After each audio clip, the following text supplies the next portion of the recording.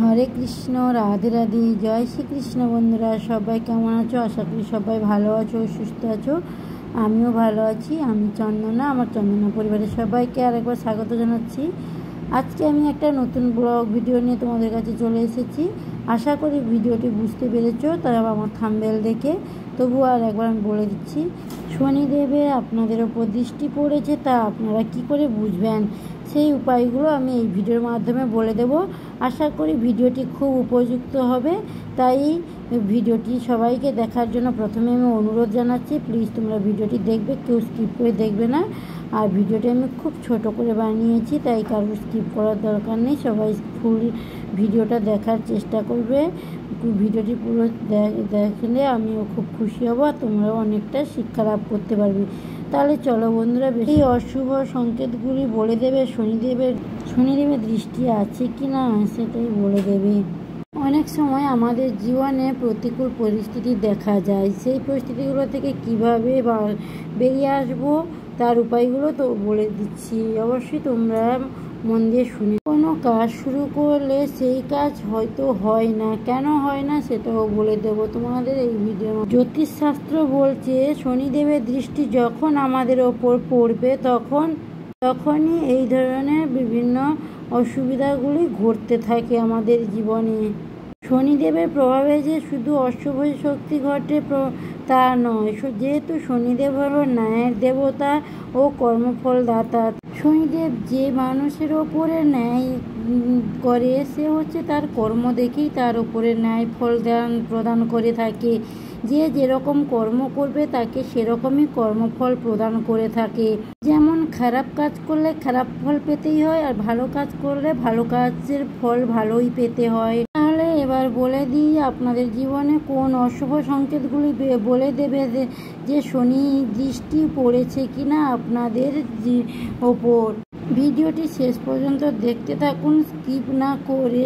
জ্যোতিষশাস্ত্র বলছে প্রতিটি গ্রহে নিজস্ব গুরুত্ব রয়েছে। যখনই কোনো গ্রহ তার অবস্থান পরিবর্তন করে তখন তার বিভিন্ন ধরনের ঘটনা, যেমন ভালো ঘটনা, খারাপ ঘটনা ব্যক্তিদের জীবনে ঘটতে দেখা যায়। যখনই কোনো গ্রহ তার স্থান পরিবর্তন করার আগে কিছু না কিছু ইঙ্গিত আমাদেরকে দেয়। সেটা হচ্ছে আমাদের বুঝে সেইভাবে আমাদেরকে কাজটা করতে হয়। একইভাবে শনিদেব যখন তার রাশি পরিবর্তন করে তখন আমাদের নানা ধরনের সংকেত দিয়ে থাকে। সেই প্রভাবগুলি বা সেই সংকেতগুলি না বুঝতে পারলে আমাদের জীবনে ক্ষতি হওয়ার সম্ভাবনা হয়ে থাকে, আর আমরা অনেকটাও পিছিয়ে পড়তে পারি। তাহলে জেনে নিন সেই সংকেতগুলি কি কি। এখন কোনো ব্যক্তির কুণ্ডলিতে শনিদেবের অশুভ শক্তির প্রভাব পড়ে, তখন সেই ব্যক্তির শারীরিক ক্ষমতা ও আর্থিক অবস্থার দিক থেকে অনেকটা দুর্বল হয়ে পড়ে। বিভিন্ন ধরনের রোগ ব্যাধি লেগে থাকে ও সংসারে আর্থিক খরচ বাড়তে থাকে ও নানা দিক থেকে নানা ধরনের সমস্যা তৈরি হতে থাকে, নানা ঝামেলায় পড়তে হয়। কোনো কারণে বন্ধুবান্ধবদের মধ্যেও কোনো একটা তুচ্ছ কথা নিয়ে বন্ধুবান্ধবদের মধ্যেও ঝগড়াঝাটি শুরু হয়ে যায়, নিজেদের মধ্যেও হয়ে যায়, সাংসারিক পরিবারেও নানা ধরনের অশান্তি লেগে যায়, একটু কোনো কিছুতেও স্বামী স্ত্রীর মধ্যেও খুব ঝগড়াঝাটি বেঁধে যায়। এই সব কিছুই শনিদেবের প্রভাবেই কিন্তু হয়ে থাকে। জন্মকুণ্ডলিতে যদি শনির দশা থাকে তাহলে ব্যক্তির জীবনে বিভিন্ন ধরনের নানা ধরনের সমস্যার সম্মুখীন হতে হয় ও নানা কাজের চাপ বাড়তে শুরু করে। এমনকি যে কাজে তোমার কোনো ইচ্ছে নেই, করার কোনো মনোভাব নেই, সেই কাজই তোমাকে করতে হবে। কোনোভাবে সেই কাজ থেকে বেরিয়ে আসার নিস্তার বা উপায় তুমি খুঁজে পাবে না, শনির দশা যদি কারোর জীবনের উপর পড়ে থাকে। শনিদেব যখন রাশিতে প্রবেশ করে সেই সময় কিছু প্রভাব দেয়। এই কারণে রাগ বেড়ে যায় এবং ধর্ম সংক্রান্ত কাজ থেকে এড়িয়ে চলতে থাকে। একই সঙ্গে তার বদ অভ্যাস ও রাগ বেড়ে যায়। জন্মকুণ্ডলিতে যদি শনিদেবের অশুভ শক্তির প্রভাব শুরু হয় তখন কোনো ব্যক্তি কোনো না কোনো ঝামেলায় ফেঁসে যায় এবং মিথ্যা মামলায়ও ফেঁসে যেতে পারে, যার কারণে তার মান সম্মানে হানি হতে থাকে। শনিদেবের দৃষ্টি যার ওপর পড়ে সে যদি কোনো ব্যক্তি চাকরিও করে, সেই চাকরি থেকেও তাকে অনাশায় বেরিয়ে আসতে হয়, সেই চাকরিও তাকে ছেড়ে দিতে হয়। কোনো কাজে যদি যান আপনারা, সেই কাজে যদি শনিদেবের দৃষ্টি পড়ে সেই কাজও বিফল হয়ে যায়। তাহলে বন্ধুরা এবারে বলি, এই সব হাত থেকে রক্ষা পেতে আমাদেরকে কি করতে হবে, কীভাবে আমরা শনিদেবকে সন্তুষ্ট করতে পারবো, তাহলে সেই উপায় আপনাদেরকে এবারে বলে দিই। ব্যক্তির কুণ্ডলিতে যদি শনির দোষ থাকে তাহলে সেই ব্যক্তি প্রতি শনিবার বা যে কোনো শনিবার অন্তত শনিবার দেখে শনিদেবের মন্দিরে গিয়ে অতি অবশ্যই প্রদীপ জ্বালাবেন। সেই কী দিয়ে প্রদীপটা জ্বালাবেন? সর্ষের তেলে প্রদীপ জ্বালাতে পারেন, অথবা ঘিয়ের প্রদীপ জ্বালাতে পারেন, অথবা তেলের প্রদীপ জ্বালাতে পারেন।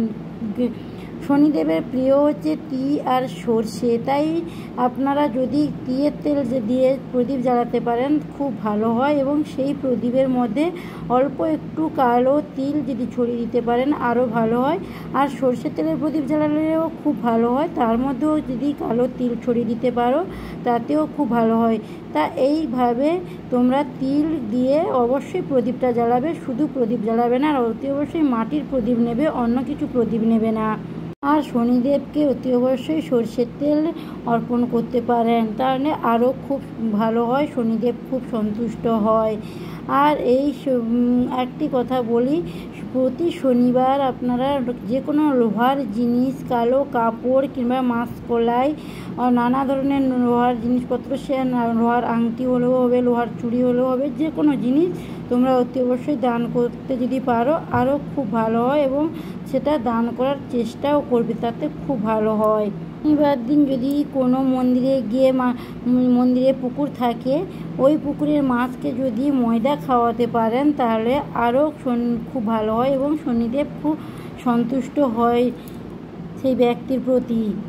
আর একটি বিশেষ কাজ যেটা আপনাদেরকে করতে হবে, প্রতি শনিবার চান করার পরে, সকালে চান করার পরে অতি অবশ্যই অসুস্থ গাছ যেখানে আছে সেখানে দেখে গিয়ে অতি অবশ্যই অসুস্থ গাছে গোড়ায় জল দেবেন।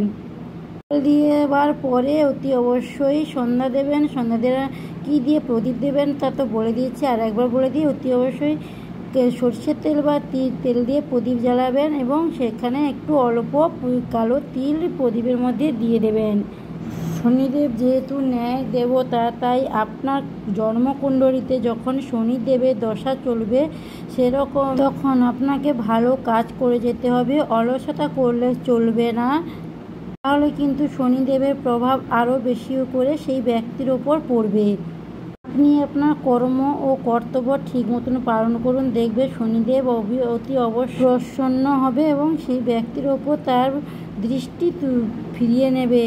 শনিদেব হচ্ছে ন্যায় দেবতা ও কর্মফল দেবতা, তাই শনিদেবকে আমরা যতই খারাপ বলি না কেন, কিন্তু শনিদেব হচ্ছে ততটা খারাপ নয়। শনিদেব হচ্ছে আমাদেরকে সঠিক পথে রাস্তা দেখায়। শনিদেব যদি সঠিক পথে না রাস্তা দেখাতো তাহলে মানুষ কোনোদিনও সঠিক পথটা বেছে নিতে পারতো না, সবসময় সে খারাপ পথই বেছে নিত। তাই শনিদেবকে সবাই একবার বলো জয় জয় শনিদেবের জয়। তাহলে বুঝতে পারলে বন্ধুরা কিভাবে শনি দশা থেকে আমরা বের হতে পারবো, বা শনির দশা আমরা কিভাবে কাটাতে পারবো। যে উপায়গুলো বললাম অতি অবশ্যই উপায়গুলো মন দিয়ে শুনে পালন করবেন। যার জীবনে শনির দশা রয়েছে তার অতি অবশ্যই ভালো কাজ পাবেন, ভালো ফল পাবেন। অতি অবশ্যই তোমরা গিয়ে শনিদেবের মন্দিরে প্রতি শনিবার প্রদীপ জ্বালাও, ভক্তি করে শনিদেবকে ডাকো, অবশ্যই শনিদেব প্রসন্ন হবে।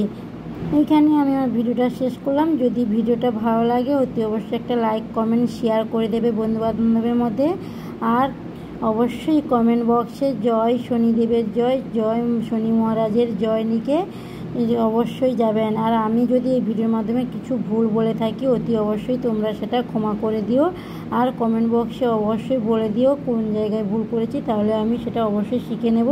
তোমাদের আশীর্বাদে, তোমাদের ভালোবাসা আমি একটু একটু করে শিখতে পারছি, মানে পরে আমি আরও পারবো।